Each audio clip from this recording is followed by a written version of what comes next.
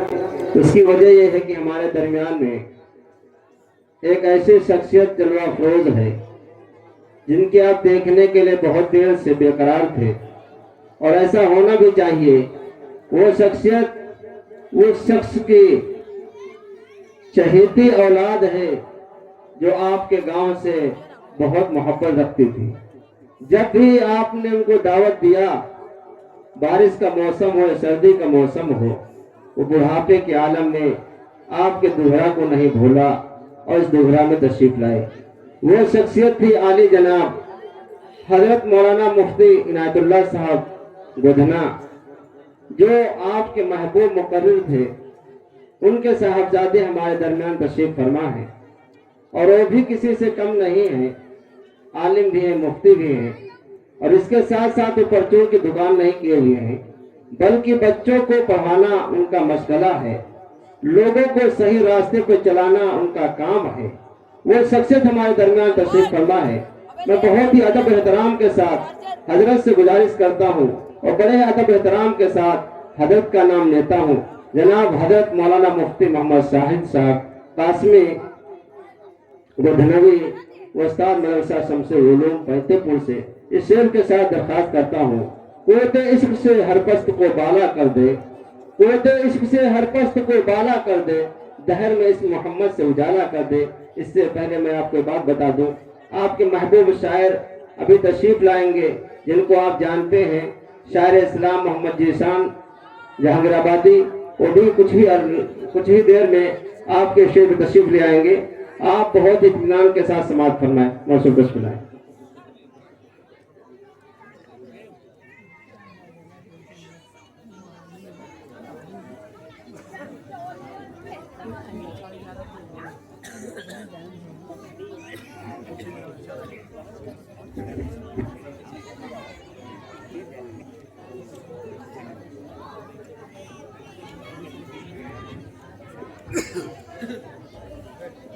ورحمۃ اللہ وبرکاتہ۔ وعلیکم السلام ورحمۃ اللہ وبرکاتہ۔ الحمد للہ نحمده ونستعینه ونستغفره ونؤمن به ونتوکل علیہ ونعوذ باللہ من شرور انفسنا ومن سیئات اعمالنا، من يهده الله فلا مضل له ومن يضلله فلا هادي له، ونشهد أن لا إله إلا الله، ونشهد أن سيدنا ومولانا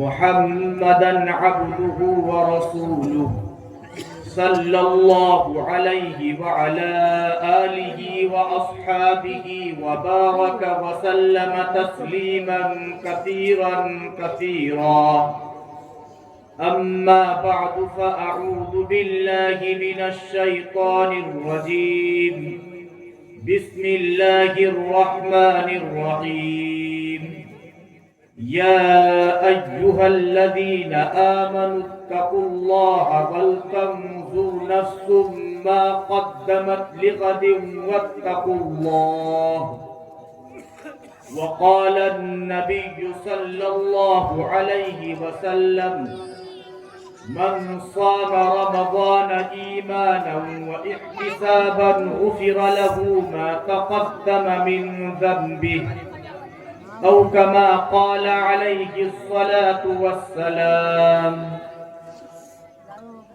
ایک مرتبہ عقیدت اور محبت کے ساتھ اپنے آقا جناب محمد الرسول اللہ صلی اللہ علیہ وسلم پر درود پاک پڑھ لیجیے۔ اللہم صلی علی سیدنا و مولانا محمد عبدہ و رسولہ۔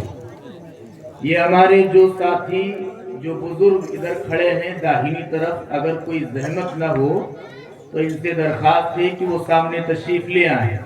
جو گیٹ کے پاس ہمارے بزرگ کچھ کھڑے ہوئے ہیں، اگر آپ کو کوئی زحمت نہ ہو اور جلد بازی میں نہ ہو تو آپ بھی تشریف لے آئیں۔ دین کی باتیں سکون اور اطمینان کے ساتھ سنی جائیں تو انشاءاللہ اس کا نفع ہوگا۔ اس لیے کھڑے ہو کر کے دین کی باتیں نہ سنیں، بلکہ بہت ہی سکون اور اطمینان کے ساتھ بیٹھ کر کے اللہ تعالیٰ کے حضور، اللہ تعالیٰ کے اپنے دل کے اندر اللہ تعالیٰ کا خیال کرتے ہوئے کہ دین کی باتیں کہی جا رہی ہیں اور ہمارے اور آپ کے لیے کہی جا رہی ہیں، ان پر عمل کی کوشش کی جائے گی۔ یہ جو ہمارے سامنے بچے بیٹھے ہوئے ہیں، یہ اگر خاموش بیٹھ سکتے ہیں تو بیٹھیں، ورنہ اگر گھر جانا چاہیں تو گھر چلے جائیں، اور آپ کو باتیں گھر میں بھی سنائی دیں گی، مائک آپ کا بہت دور تک سنائی دے رہا ہے، اس لیے اگر کوئی یہاں سے اٹھ کر کے جانا چاہے تو چلا جائے، لیکن یہاں جب تک بیٹھے خاموشی کے ساتھ بیٹھے۔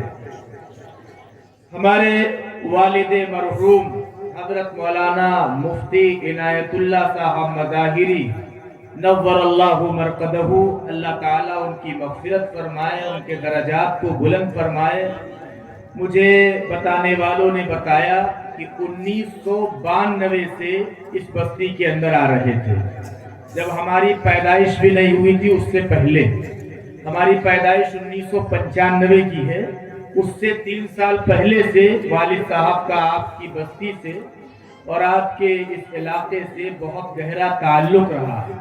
یہاں کے لوگ ہم کو کئی جلسوں کے اندر ملے، تعارف ہوا، باتیں بتاتے رہے، والد صاحب کا اپنا تعلق بتاتے رہے۔ خواہش تھی کہ اللہ تعالی ہم بھی اسی طرح ان لوگوں سے ملیں جن کے درمیان والد صاحب جایا کرتے تھے۔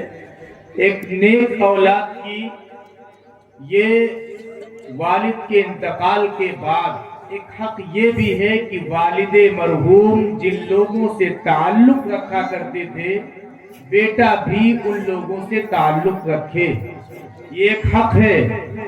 اور والد کے انتقال کے بعد بیٹا بھی ان لوگوں سے تعلق رکھے جن سے والد تعلق رکھتے تھے۔ اس طور پر آج آپ کے درمیان حاضری ہوئی، اللہ تعالی ہمارے اور آپ کے مل بیٹھنے کو قبول فرمائے، اور کچھ ایسی باتیں اس گنہگار بندے کے، عاجز بندے کے دل میں ڈال لے جو آپ کے لیے، ہمارے لیے، دونوں کے لیے نفع کا ذریعہ ہو۔ اللہ تعالی ہم کو، آپ کو، دونوں کو ان باتوں کے اوپر عمل کی توفیق عطا فرمائے۔ والد صاحب علیہ الرحمہ اس علاقے کے اندر شاید ہی کوئی ایسی بستی بچی ہو جہاں کسی نہ کسی نسبت پر ان کی حاضری نہ ہوئی ہو۔ مولانا اسلام الدین صاحب دامت برکاتہم تشریف فرما ہیں، انہوں نے بھی کئی مرتبہ کئی جگہوں پر والد صاحب کو یاد فرمایا، جب بھی یاد فرمایا، چاہے جس حالت کے اندر رہے ہوں، کیسے بھی جانا رہا ہو۔ ہم تو اس زمانے کو بھی جانتے ہیں، بہت چھوٹے تھے، والد صاحب کے ساتھ سواریوں سے، پیدل، موٹر سائیکلوں سے، سائیکلوں سے جایا کرتے تھے۔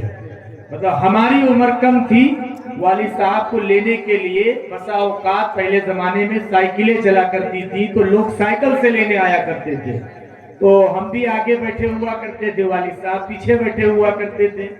اس طرح سے اللہ تعالیٰ نے ان سے کام لیا ہے، اللہ تعالیٰ ان کی خدمات کو قبول فرمائے اور آخرت میں ان کے لیے بلندی درجات کا سبب بنائے۔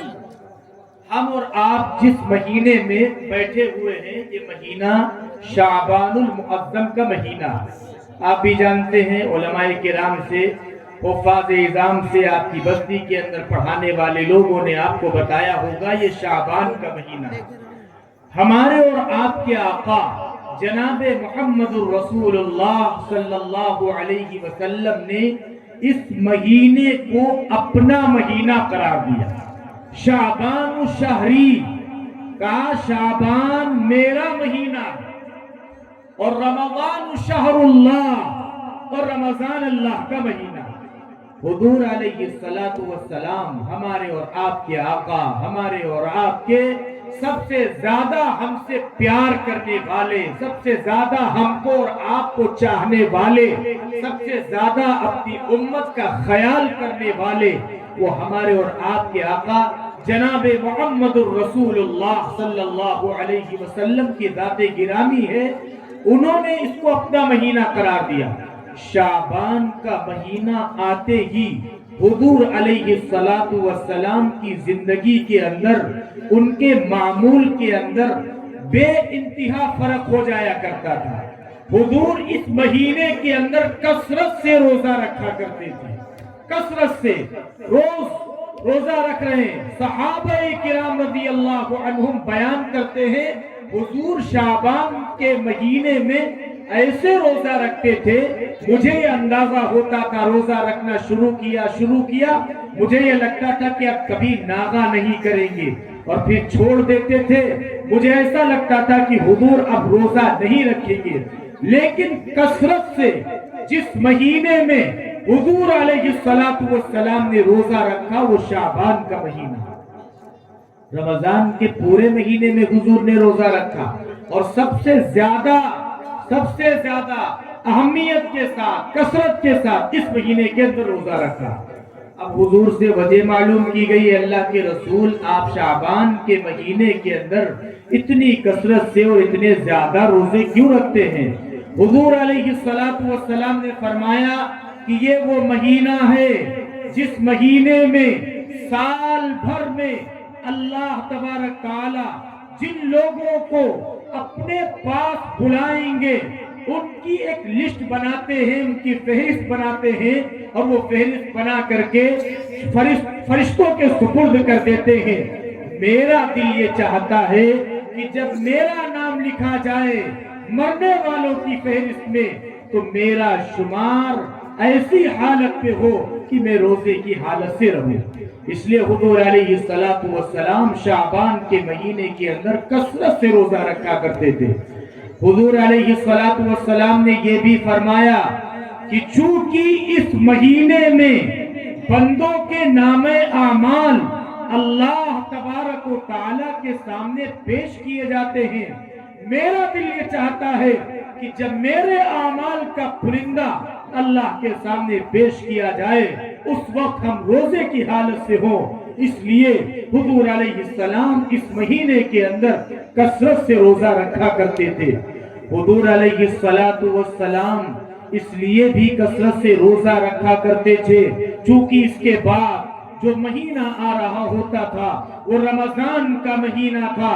حضور نے فرمایا تاکہ لوگوں کے دلوں کے اندر رمضان کی عظمت پیدا ہو جائے، ان کے دلوں کے اندر رمضان کی قدر پیدا ہو جائے، وہ جان لیں کہ اس کے بعد جو مہینہ آ رہا ہے وہ کوئی معمولی مہینہ نہیں ہے، بلکہ اللہ نے اس کو اپنا مہینہ قرار دیا، وہ مہینہ آ رہا ہے۔ اس لیے شعبان سے اس کی تیاری حضور علیہ السلام شروع کر دیتے تھے۔ ایک اور وجہ تھی، حضور کی عادت شریفہ تھی ہر مہینے کی 13، 14 اور 15 تاریخ کو روزہ رکھا کرتے تھے بغیر ناغے کے۔ لیکن کبھی ایسا ہوتا تھا کہ حضور سفر میں ہیں یا حضور کے یہاں کوئی مہمان بن گیا، حضور علیہ السلام نے روزے کی قضا کر دی۔ اب جب شعبان کا مہینہ آیا، سال بھر میں جتنے روزے حضور علیہ السلام سے قضا ہوئے تھے حضور اس کی قضا اس شعبان کے مہینے کے اندر فرمایا کرتے تھے۔ اس لیے بھی اللہ کا حبیب اس مہینے کی عظمت کو دوبالا کرنے کے لیے، لوگوں کے سامنے ظاہر کرنے کے لیے سب سے زیادہ روزہ رکھا کرتے تھے۔ یہ تو شعبان کا مہینہ تھا، اور 2-3 دنوں کے بعد جو مہینہ آ رہا ہے وہ مہینہ اتنا عظمت والا مہینہ اور اتنا برکت والا مہینہ اور اتنا سعادتوں سے بھرا ہوا مہینہ، خیر و برکت سے بھرا ہوا مہینہ کہ کوئی مہینہ اس کی عظمت کا، اس کی فضیلت کا اور اس کی شرافت کا مقابلہ نہیں کر سکتا۔ سارے دن اللہ کے بنائے ہوئے، سارے مہینے اللہ کے بنائے ہوئے، رمضان بھی اللہ کا بنایا ہوا، لیکن اللہ نے رمضان کے مہینے کو سارے مہینوں کا سردار بنا کر کے بھیجا اور فرمایا शाबान का आखिरी हफ्ता हुआ करता था, अल्लाह के रसूल सहाबा किराम को जमा फरमाया करते थे, उनके सामने कुछ गुफ्तगू किया करते थे और फरमाया करते थे, ऐ लोगों सुनो, कद अज़ल्लकुम शहरुन अज़ीमुन, गफलत में मत पड़ो, तुम्हारे ऊपर एक बहुत ही अजीम शान महीना आने वाला। अंदाजा लगाइए, अल्लाह के रसूल के इस जुमले के ऊपर तवज्जो दीजिए। अल्लाह के रसूल ने फरमाया शहरुन अज़ीमुन, बड़ा अजमत वाला महीना। और कुरान के अंदर जाइए, अल्लाह ने जिन गुनाहों को सबसे ज्यादा बड़ा गुनाह करार दिया, उनमें शिर्क को सबसे बड़ा गुनाह कहा। क्या कहा? इन्न शिर्क लज़ुल्मुन अज़ीम, गुनाहों में सबसे बड़ा गुनाह शिर्क है। अल्लाह सारे लोगों को माफ कर देंगे, चोरी करने वालों को माफ कर दिया, जिना करने वाले को माफ कर दिया, हक मारने वाले को हक साफ होने के बाद उसको माफ कर दिया, दूसरों के दिल दुखाने वालों को माफ कर दिया। लेकिन जब बारी आएगी अल्लाह के साथ किसी गैरुल्लाह को शरीक करने की, इन्नल्लाह ला यग़फिरु ज़ुनूब, अल्लाह उसको माफ नहीं फरमाएंगे जो किस अल्लाह के साथ किसी को शरीक करने वाला हो। अल्लाह ने गुनाहों के अंदर शिर्क को सबसे अजीम गुनाह कहा। कुरान ने हुजूर के अखलाक को सबसे अजीम अखलाक कहा। क्या कहा? व इन्नका लअला खुलुकिन अजीम, आप अखलाक के बहुत ही बुलंद मर्तबे पर है। हुजूर अलैहिस्सलाम के अखलाक अजीम, अल्लाह की रात भी अजीम। क्या फरमाया? वहुवल अलियुल अजीम, अल्लाह भी अजमत वाला है, अल्लाह भी बुलंद व बाला है। उसी तरह जिस तरह अल्लाह की जात अजीम, गुनाहों में सबसे बदतरीन गुनाह अजमत के एतबार से अल्लाह तबारक तआला के हक के साथ नाइंसाफी करने के एतबार से शिर्क का गुनाह है। जिस तरह अखलाक के अंदर अल्लाह के हबीब का अखलाक सबसे ज्यादा अजमत वाला है, ऐसे ही महीनों के अंदर सबसे ज्यादा अजमत वाला महीना रमज़ानुल मुबारक का महीना, इससे ज्यादा अजमत वाला कोई महीना नहीं। अल्लाह तबारक तआला ने ये महीना दे करके हम मुसलमानों के ऊपर रहम का मामला फरमाया, करम का मामला फरमाया। सारी जिंदगी गुजर रही है गुनाहों के अंदर, साल के 11 महीने नमाज नहीं पढ़ी, साल के 11 महीने मस्जिद झांक करके नहीं देखी, साल के 11 महीने कुरान उठा करके नहीं देखा, साल के 11 महीने एक मर्तबा भी अल्लाह के पाक कलाम को हाथ लगाने की नौबत नहीं आई। रमजान की बरकत थी। बड़े से बड़ा गुनहगार, बड़े से बड़ा शराबी, बड़े से बड़ा कबाबी, बड़े से बड़ा अल्लाह की शान के अंदर गुस्ताखी करने वाला रमजान का महीना आता है, वो भी गुनाह से तौबा करके अल्लाह की बारगाह के अंदर जा करके खड़ा हो जाता है। क्यों आया? क्योंकि रमजान का महीना था, रमजानुल मुबारक की कदर और कीमत थी, इसलिए अल्लाह ने गुनहगारों को भी ये तौफीक दे दी कि अल्लाह तबारक तआला की बारगाह के अंदर इस महीने के अंदर उनको भी हाजिरी का शरफ मिल गया। शहरुन अजीमुन, शहरुन मुबारकुन, बड़ा बाबरकत महीना, कितनी बरकतें। अगर कोई इस महीने के अंदर एक नफल नमाज पढ़ता है, अल्लाह तबारक तआला उसको फर्ज के बराबर सवाब अता फरमाते हैं। ये तो सवाब के एतबार से बात हो गई। हमारे और आपके घरों के अंदर भी रमजान के अंदर जो बरकतें देखने को मिलती हैं, साल के 11 महीने के अंदर वो बरकतें चाहते हुए भी हमको नहीं मिल पाती। इफ्तारी के वक्त जितना अल्लाह की नेमतों का शुक्र अदा किया जाए कम है। हर नेमत दस्तरखान के ऊपर मौजूद, फल भी मौजूद, पकौड़ियाँ भी मौजूद, पकौड़े भी मौजूद, हर तरह के खाने मौजूद। ये रमजान رمضان المبارک کی برکت ہے۔ اللہ تبارک تعالی اس مہینے کے اندر مومنین کے رزق کے اندر، ان کی روزی کے اندر اضافہ فرما دیتے ہیں، اس کا ہم اور آپ عام طور پر مشاہدہ کرتے ہیں۔ تو جو آدمی اس ماہ مبارک کے اندر نفل ادا کرتا ہے، کوئی نفلی کام کرتا ہے، اللہ اس کو ایک فرد کے برابر ثواب عطا فرماتا۔ اور سنیے، کوئی آدمی اگر اس ماہ مبارک کے اندر کوئی فرض ادا کرتا ہے، اللہ تبارک تعالی اس کو 70 فرضوں کے برابر ثواب عطا فرماتے ہیں۔ روزہ رکھ لیا، ایک فرض، نماز پڑھ لی، دوسرا فرض، زکات دے دیا، تیسرا فرض، ہر فرض کے اوپر اللہ تبارک تعالی 70 فرضوں کے برابر ثواب عطا فرماتے ہیں۔ اللہ کے رسول علیہ الصلوۃ والسلام نے فرمایا، جعل اللہ صیامہ فریضۃ وقیام لیلہ تطوعا۔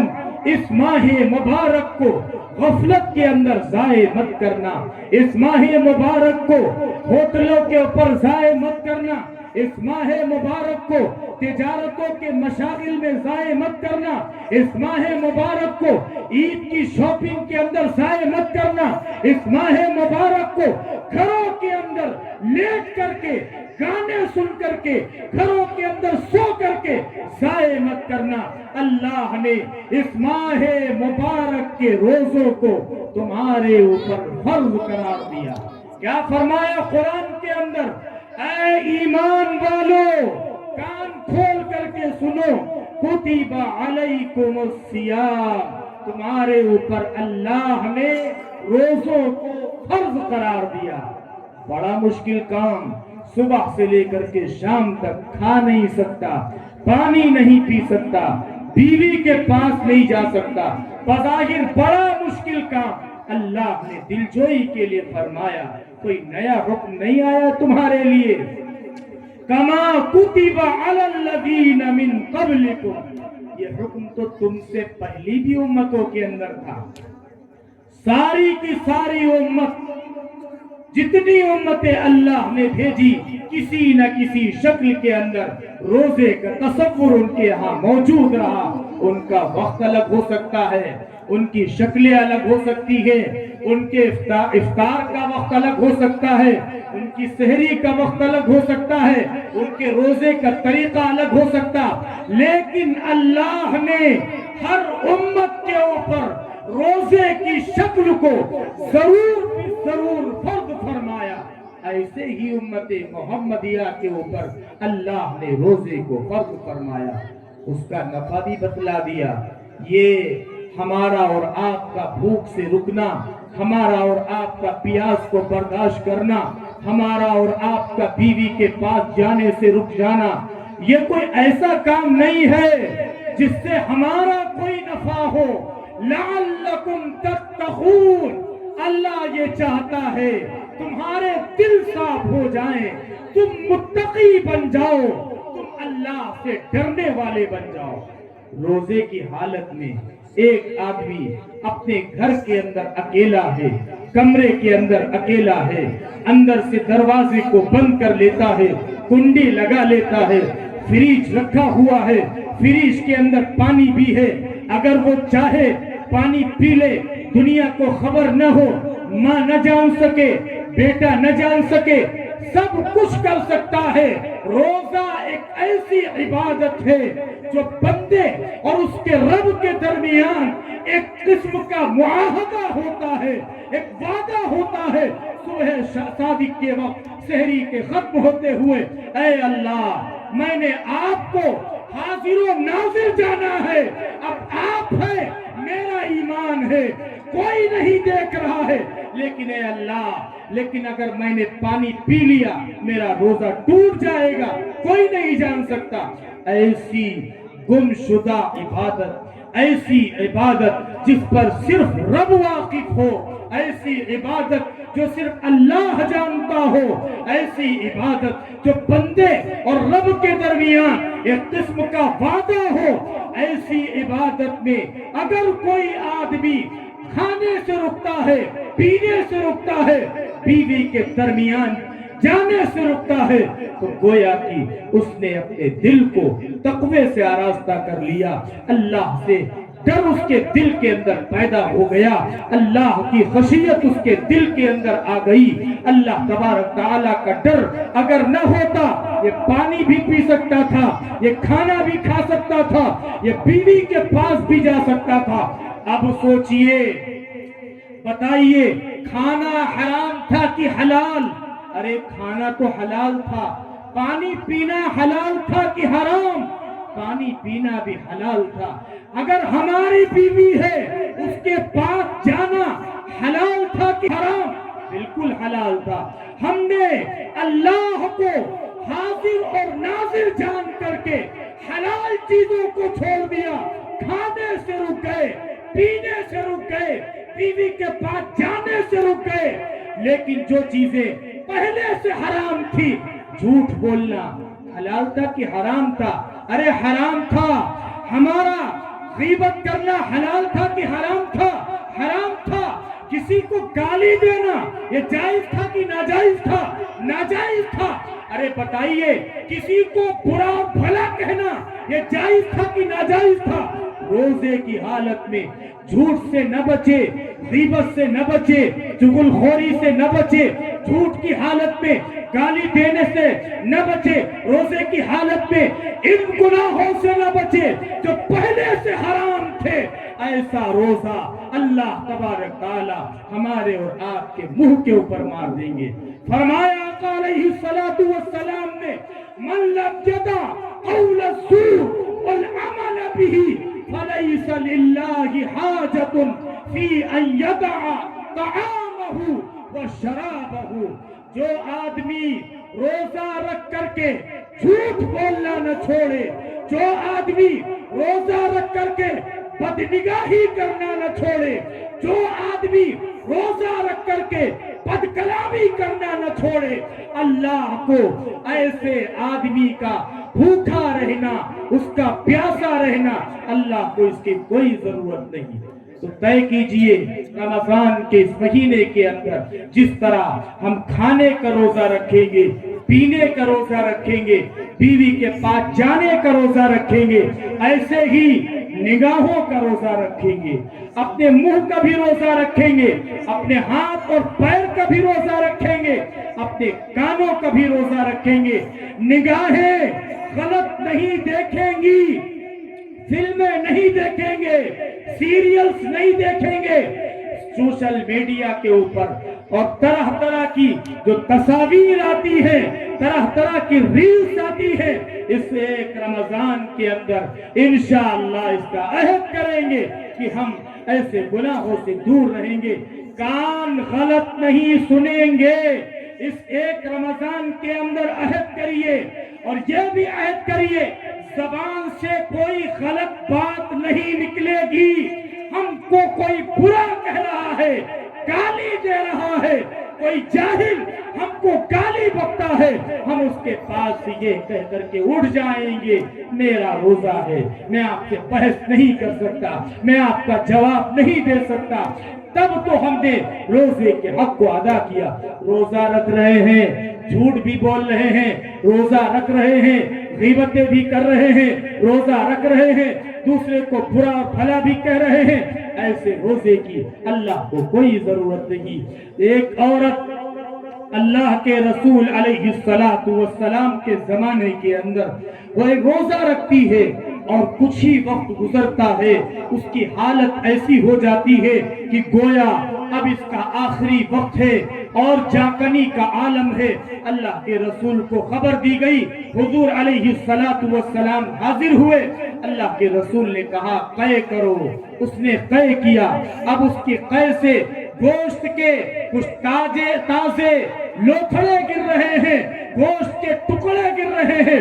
اللہ کے رسول نے فرمایا اس نے اللہ کی حلال کی بھی چیز سے روزہ رکھا تھا، لیکن اس کے بعد اس نے غیبت کی ہے، اس نے چغل خوری کی ہے، دوسرے طرح کی برائی کی ہے جس کے نتیجے کے اندر اس کو روزہ لگ رہا ہے اور اس شدت کے ساتھ لگ رہا ہے کہ اس کی جان کے اوپر بن آئی ہے، تو روزے کی حالت میں گناہوں سے بچنے کی کوشش کریں گے۔ اللہ کے رسول علیہ السلام نے فرمایا کہ یہ وہ مہینہ ہے جس مہینے میں اللہ کی رحمت مومنین کے اوپر خاص طور پر متوجہ ہوتی ہے، اس طور پر متوجہ ہوتی ہے کہ اب جنت کے دروازے کھول دیے گئے، سارے کے سارے دروازے کھول دیے گئے، اور پورے رمضان اللہ کی طرف سے جنت کا کوئی دروازہ بند نہیں کیا جائے گا، جہنم کے سارے دروازے بند کر دیے گئے، اور پورے رمضان کے اندر اللہ کی طرف سے جہنم کا کوئی دروازہ کھولا نہیں جائے گا۔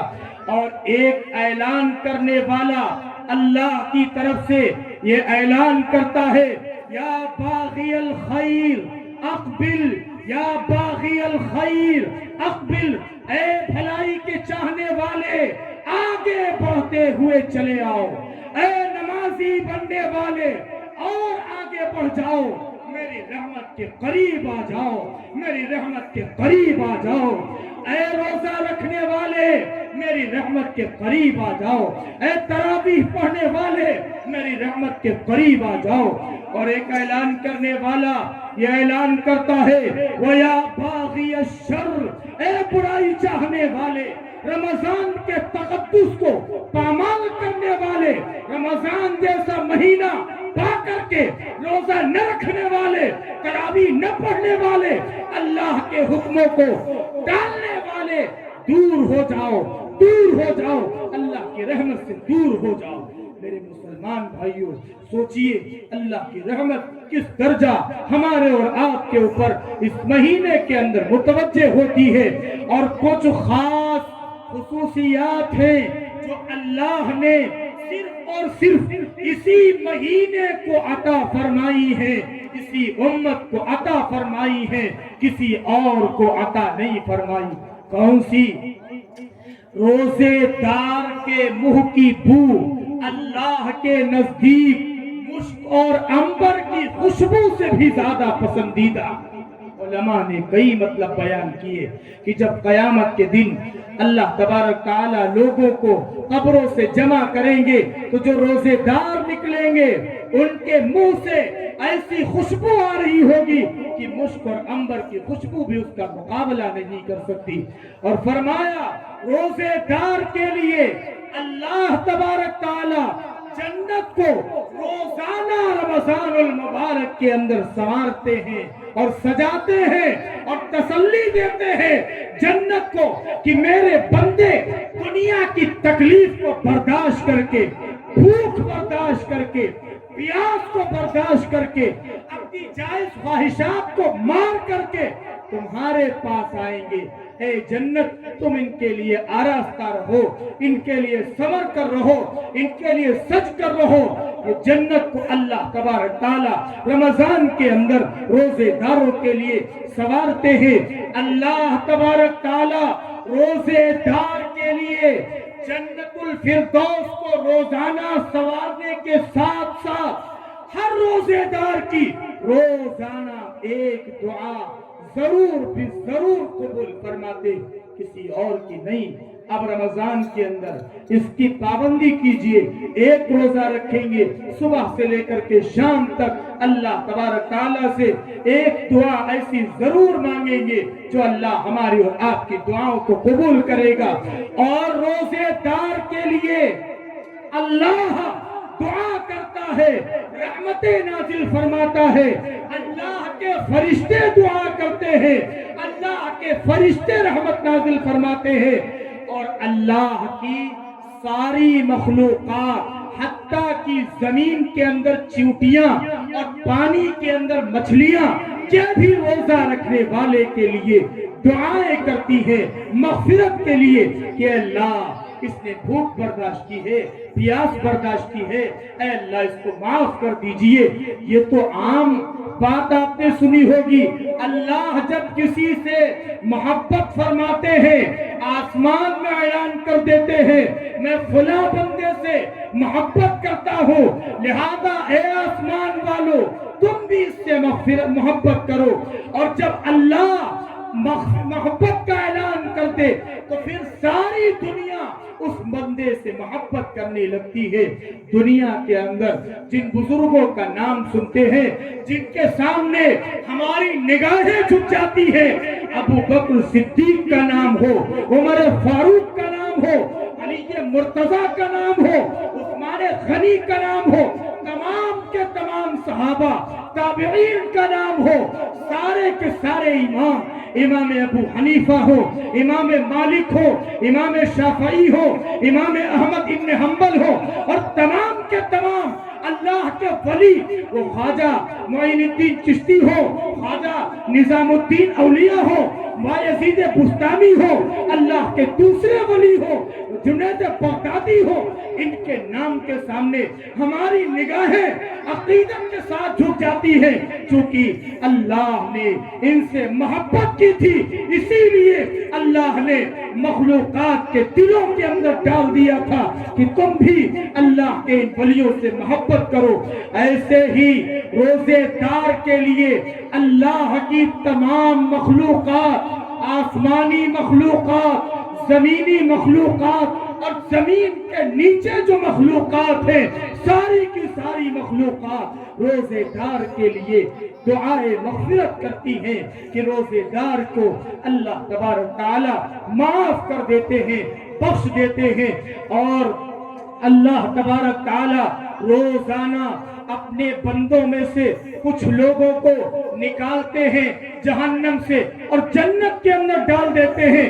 رمضان المبارک کی ہر رات اللہ کی طرف سے یہ سلسلہ جاری ہوتا ہے اور پورے 29 رمضان تک یہ سلسلہ جاری رہتا ہے، اور 1 تاریخ سے لے کر کے 29 تاریخ تک اللہ نے جتنے لوگوں کو جہنم سے بری کیا تھا، اس ایک رات میں، آخری رات کے اندر، جو کہ اب مزدور کی مزدوری ملنے کا دن ہوتا ہے، اس کی رات ہوتی ہے، اس ایک رات میں اللہ تبارک تعالی اپنی مخلوقات میں سے تمام لوگوں کو جہنم سے پروانہ، آزادی کا پروانہ عطا فرما دیتے ہیں۔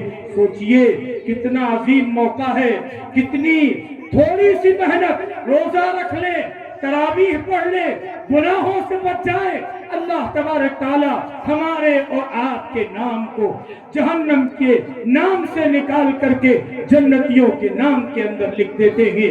اس ایک مہینے کو اپنی زندگی کے اندر تبدیلی لانے والا مہینہ بنائیے۔ آقا علیہ السلام نے فرمایا تھا کہ جو آدمی 40 دن تک تکبیر اولیٰ کے ساتھ نماز پڑھ لیتا ہے، یعنی امام جب اللہ اکبر پہلی مرتبہ کہتا ہے اسی کے ساتھ شریک ہوتا ہے، اللہ تبارک تعالی اس بندے کو 2 پروانے عطا فرماتے ہیں، ایک پروانہ جہنم سے بری ہونے کا، دوسرا پروانہ نفاق سے بری ہونے کا۔ رمضان کا مہینہ ایسا مہینہ ہے، آدمی تھوڑی سی محنت کر کے اس حدیث پر عمل کر سکتا ہے کہ ساری کی ساری اذانیں مسجد کے اندر ہو، نفل ادا کرے، سنت ادا کرے، چھوٹی چھوٹی سنتیں ادا کرے، اللہ اس کے اوپر فرض کا ثواب عطا فرماتے ہیں۔ اس لیے رمضان المبارک کے اندر اہتمام کیجئے کہ ہماری کوئی بھی اذان گھر کے اندر نہیں ہوگی، جبکہ مؤذن اذان دے رہا ہوگا ہم پہلے سے مسجد کے اندر موجود ہوں گے۔ ایک بہت بڑے تابعی گزرے ہیں، سعید ابن المسیب علیہ الرحمہ، فرماتے ہیں 30 سال گزر گئے، 30 سال سے میری کوئی ایسی نماز نہیں گزری کہ جب اس کی اذان ہوئی ہو اور میں پہلے سے مسجد کے اندر موجود نہ رہا ہوں۔ 30 سال تک اہتمام کیا۔ اور ایک اور بزرگ ہیں حضرت یزید ابن ربیعہ علیہ الرحمہ، وہ فرماتے ہیں 40 سال ہو گئے ہیں ہماری کوئی نماز فجر کی ایسی نہیں گزری مؤذن نے اذان دی ہو اور میں فجر کے وقت پہلے سے مسجد کے اندر موجود نہ رہا ہوں۔ ایک ہم اور آپ ہیں، فجر کے وقت آنکھیں نہیں کھلتی ہیں، صبح ہوتی ہے ہماری 10 بجے 11 بجے ساری خیر و برکات کا وقت ختم ہو جاتا ہے۔ اس لیے اس رمضان کے اندر آپ طے کیجئے ہماری ساری اذانیں مسجد کے اندر ہوگی، ہم رمضان کا روزہ بھی رکھیں گے۔ ہر اس آدمی کے اوپر، ہر اس عورت کے اوپر روزہ رکھنا فرض ہے جو عاقل ہو، بالغ ہو۔ جس طرح اللہ کے اوپر ایمان لانا ضروری، رسول کے اوپر ایمان لانا ضروری، جس طرح نماز پڑھنا ضروری، وصات کے بعد حج کرنا ضروری، مال ہونے کے ساتھ زکات دینا ضروری، ایسے ہی ہمارے اوپر روزہ رکھنا واجب، لازم اور ضروری ہے۔ کوئی عذر نہیں ہے ہم روزہ رکھیں۔ اور یہ روزہ اور رات میں جو تراویح پڑھی جاتی ہے، کل قیامت کے دن اللہ کے سامنے کھڑے ہوں گے، روزہ کہے گا اے میرے رب میری بھی سن لیجئے، یہ وہ بندہ ہے کہ صبح سے لے کر کے شام تک میں نے اس کو کھانے سے روکا تھا، میں نے اس کو پینے سے روکا تھا، میں نے اس کو بیوی کے پاس جانے سے روکا تھا، میری سفارش اس بندے کے حق میں قبول فرمائیے۔ روزے کے ساتھ ساتھ قرآن کھڑا ہوگا، اے میرے رب میری بھی سن لیجئے، یہ وہ بندہ ہے جس بندے نے رات میں آپ کے محبت کی خاطر آپ کے لیے آپ کے سامنے کھڑے ہو کر کے قرآن سنتا رہا ہے، میری بھی سفارش کو قبول کر لیجئے، میرا بھی کہا مان لیجئے۔ اللہ کے رسول فرماتے ہیں روزے کی سفارش بھی قبول کی جائے گی، قرآن کی سفارش بھی قبول کی جائے گی۔ میرے مسلمان بھائیوں، اس مہینے کی سب سے اہم عبادت یہ ہے کہ ہم رمضان المبارک کا روزہ رکھیں، بغیر کسی عذر شرعی کے ایک بھی روزہ نہ چھوڑیں۔ آج ہمارے نوجوان دین سے اتنے دور ہیں، معمولی عذر کے اوپر، چھوٹے سے چھوٹے بہانے کے اوپر ان کو سدھولی جانا ہے، ان کو محمود آباد جانا ہے، ان کو لکھنؤ جانا ہے، ان کو عید کی شاپنگ کرنی ہے، روزے جیسے اہم فریضے کو چھوڑ دیتے ہیں۔ میرے مسلمان بھائیوں توجہ کیجئے، سنیے اور دل کے کانوں سے سنیے۔ آقا علیہ السلام نے فرمایا تھا جو آدمی رمضان کے ایک روزے کو بغیر کسی عذر شرعی کے چھوڑ دیتا ہے، اس کے بدلے وہ پوری عمر روزہ رکھتا رہے، اس ایک روزے کی فضیلت، اس ایک روزے کا ثواب کبھی نہیں مل سکتا، ساری عمر روزہ رکھتے رہیں۔ تو اس لیے روزہ قضا نہیں کرنا ہے، روزہ رکھنا ہے اور تراویح پڑھنی ہے، 20 رکعت تراویح پڑھنی ہے، امام کے ساتھ پڑھنی ہے۔ قرآن پڑھے ہوئے نہیں ہیں، قرآن سن سکتے ہیں، اللہ نے سننے کے اوپر بھی ثواب رکھا ہے، پڑھنے کے اوپر بھی ثواب رکھا ہے۔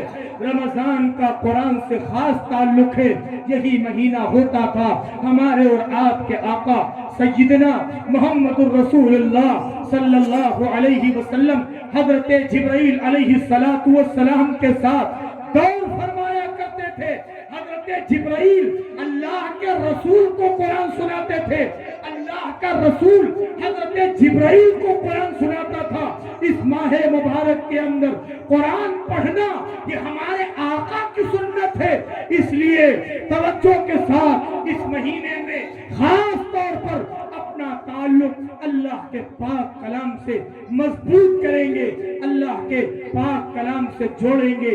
آج سال بھر ہو جاتا ہے ہمارے گھر سے جس الماری کے اندر قرآن رکھا ہوتا ہے پورا سال گزر جاتا ہے، قرآن کھولنے کی نوبت نہیں آتی ہے۔ میرے مسلمان بھائیوں، ہمارے گھر کے اندر بیماریاں نہیں آئیں گی، بے برکتی نہیں آئے گی، روزی کی تنگی نہیں آئے گی، ہمارے گھر کے اندر مصیبتیں نہیں آئیں گی، تو کیا آئے گا؟ اللہ کی رحمتوں کو تم نے دور کیا، اللہ کی برکتوں کو گھر سے تم نے نکالا، نمازیں ہمارے گھروں کے اندر نہیں، اللہ کا پاک نام ہمارے بچوں کی زبان کے اوپر نہیں، مصلی کبھی نہیں بچھایا جاتا، روزے کبھی نہیں رکھے جاتے، گھر سے باہر جو آوازیں جاتی ہیں وہ گانوں کی آوازیں جاتی ہے، موبائلوں کی آوازیں جاتی ہے۔ ایک وقت ہوا کرتا تھا صبح کے وقت جب ہم اور آپ نکلتے تھے تو گھروں سے قرآن کی تلاوت کی آوازیں آیا کرتی تھی، مائیں پڑھا کرتی تھی، بہنیں پڑھا کرتی تھی، ہماری بیٹیاں پڑھا کرتی تھی، ہمارے بزرگ پڑھا کرتے تھے، ہمارے نوجوان پڑھا کرتے تھے۔ کہاں گئے وہ بزرگ؟ کہاں گئے وہ نوجوان؟ کہاں ہے وہ مائیں جو سالوں گزر جاتا ہے کہ وہ ایک مرتبہ اللہ کے پاک کلام کو کھول کر کے نہیں دیکھتی ہے؟ گھر کے اندر نمازیں نہیں پڑھی جاتی، گھر کا ماحول دینی ماحول نہیں رہ گیا، اسی لیے ہمارے درمیان سے برکتیں ختم ہو گئی، ہمارے درمیان سے اللہ کی رحمتیں دور ہو گئی۔ میرے مسلمان بھائیوں، اس رمضان کے اندر اپنی زندگی کو بدلنے کی کوشش کیجئے کہ اس ایک رمضان کے اندر ہمارے روزے نہیں چھٹیں گے، ہماری تراویح نہیں چھٹے گی، ہم گناہوں سے بچنے کی کوشش کریں گے، کانوں کے گناہ سے بھی بچیں گے، آنکھوں کے گناہ سے بھی بچیں گے، زبان کے گناہ سے بھی بچیں گے۔ اللہ کے حبیب نے کتنی سخت بات ارشاد فرمائی، کتنے روزے دار ایسے ہیں کہ ان کو ان کے روزے سے بھوک کے سوا کچھ حاصل نہیں ہوتا، اور کتنے ہی رات میں تہجد پڑھنے والے اور راتوں کو تراویح پڑھنے والے ایسے ہیں جن کو ان کی تراویح سے جاگنے کے سوا کچھ نہیں ملتا، اس لیے کہ روزہ بھی رکھ رہے ہیں، گناہ بھی کر رہے ہیں، تراویح بھی پڑھ رہے ہیں، لیکن اللہ کے دین کا مذاق بھی اڑا رہے ہیں، سنتوں کا مذاق بھی اڑا رہے ہیں۔ اس لیے اگر اپنے اندر تبدیلی چاہتے ہیں، اپنے اندر بدلاؤ چاہتے ہیں، اپنے گھروں کو بنانا چاہتے ہیں، اپنی نسلوں کو بنانا چاہتے ہیں، تو ہم کو اس رمضان کے ایک ایک لمحے کی قدر کرنی ہوگی۔ اللہ نے اس کا بدلہ یہ رکھا ہے، جنت کے اندر ایک گیٹ اور ایک دروازہ جس کا نام ریان ہے، وہ صرف اور صرف انہی لوگوں کے لیے کھلے گا جو اللہ کے اس ماہ مبارک کے اندر اللہ تبارک تعالیٰ کے پاک حکم کے مطابق روزہ رکھنے والے ہیں، وہی روزے دار اس دروازے سے جنت کے اندر داخل ہوں گے۔ اللہ آپ کا بھی نام اسی دروازے سے جانے والوں کے اندر لکھ دے، اور اس گنہگار کا نام بھی اسی دروازے سے جانے والوں کے اندر لکھ دے۔ اللہ تبارک تعالیٰ کے حبیب کی اس بددعا سے بھی بچنا ہے۔ اللہ کے رسول نے منبر کے اوپر قدم رکھا، کہا آمین، دوسرے زینے کے اوپر قدم رکھا، پھر کہا آمین، تیسرے زینے کے اوپر قدم رکھا، پھر کہا آمین۔